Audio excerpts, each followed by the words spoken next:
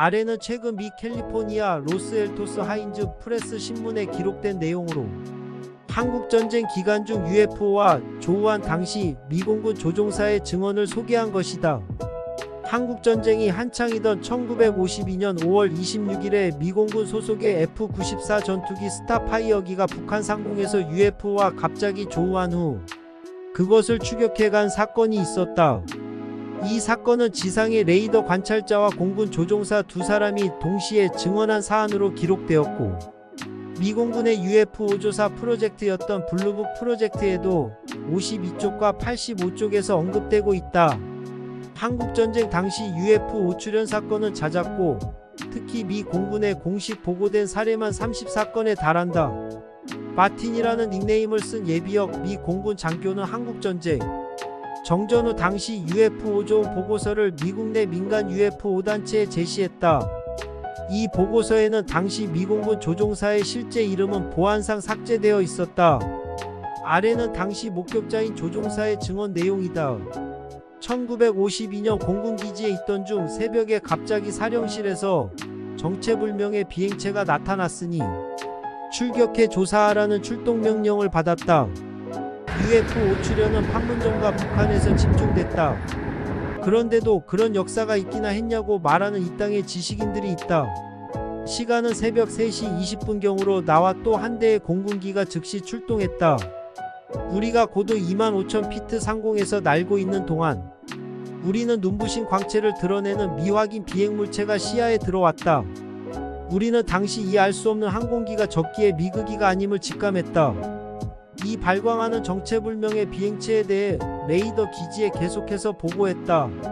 그런데 놀라운 것은 이 발광하는 비행체가 레이더상에서 보이지 않았을 뿐더러 아무런 비행기 소음을 내지 않았던 점이며 강력한 빛을 발하며 공중에 아무 소리 없이 떠 있었다. 이후 곧장 우리는 이 비행물체에 약 6,000야드까지 접근해 갔다. 그러자 이 소리 없이 발광하는 거대 비행체가 갑자기 속도를 높여 출발하기 시작하더니 사라지기 시작했고, 이에 놓칠세라 우리는 속도를 250노트 이상 높이며 추격해 갔다. 그러나 그 물체는 15초 만에 수만 피트를 급상승했다. 매우 빠른 속도로 날아가기 시작한 점이다. 만약 우리의 항공기가 그런 급격한 속도 변화를 일으킨다면 우리는 공중 폭발할 것이다. 당시 정체불명의 비행물체는 일체의 적대적 행위를 보이지 않았으며 마치 우리들을 관찰하는 듯 해보였다. 그러나 사라질 때의 비행 속도는 우리 항공기의 지식을 넘어서는 상상 밖의 것들이었다. 한국전쟁 기간 미 공군은 최근 압록강 대홍수 피해를 입은 북한 신의주 상공에서 종 모양의 UFO와 조우했고, 당시 사진이 아직도 한국 UFO 연구협회에 전해온다.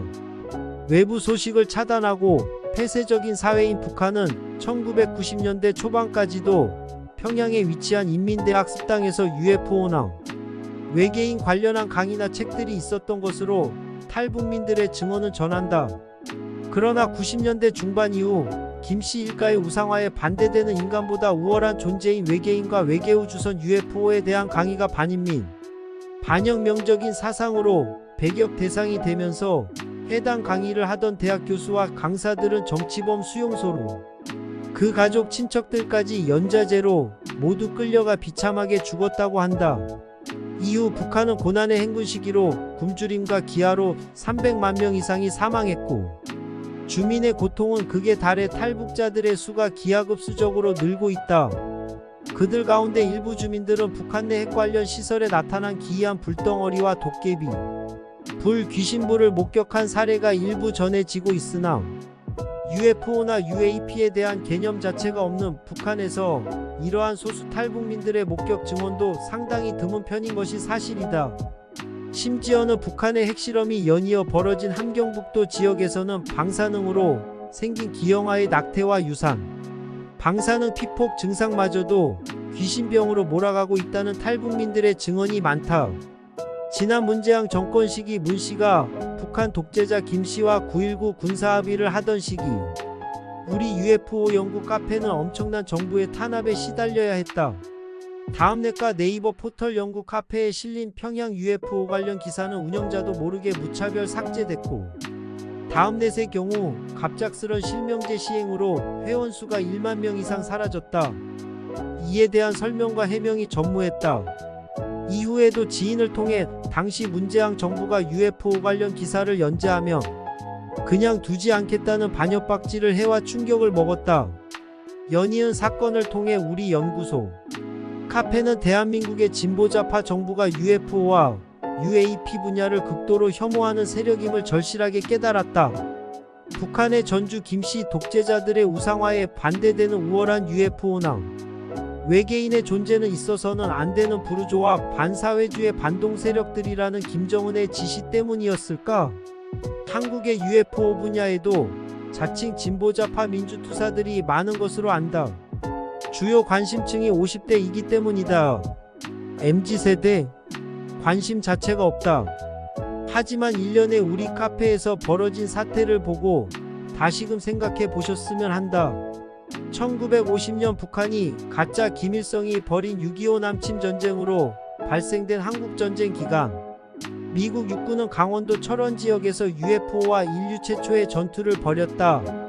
또한 그해 9월 메가더 장군의 인천 상륙작전 당시엔 인류 최초로 미확인 수중 잠수물체 USO에 대한 미국 해군의 최초 목격 기록이 나온다. UFO보다는 귀신 불덩어리라 더 익숙한 4만 명에 달하는 한국 내 탈북민들의 증언을 통해 보았을 때 북한의 핵 관련 시설에도 UFO 오출현이 빈번했던 것으로 추정하고 있다. 대한민국 야당인 더불어만진당은 최근 북한 내 UFO 관련 정보와 관련된 국정원의 행태를 놓고 비판으로 일관했었다. 하지만 엽기적이게도 그들이 정권을 잡은 지난 문재양 정권 시기 더불어남로당은 북한과 평양 UFO에 대한 관련 자료를 카페 운영자도 모르게 무차별적으로 삭제하는 최악의 만행을 저질렀다. 마치 전두환 시절을 보는 듯 하다. 특정 정당 지지자가 아니지만 한국의 진보 좌파 정부가 UFO 분야를 어떻게 다루는지 피해자인 나로서는 뼈저리게 느끼게 되었다.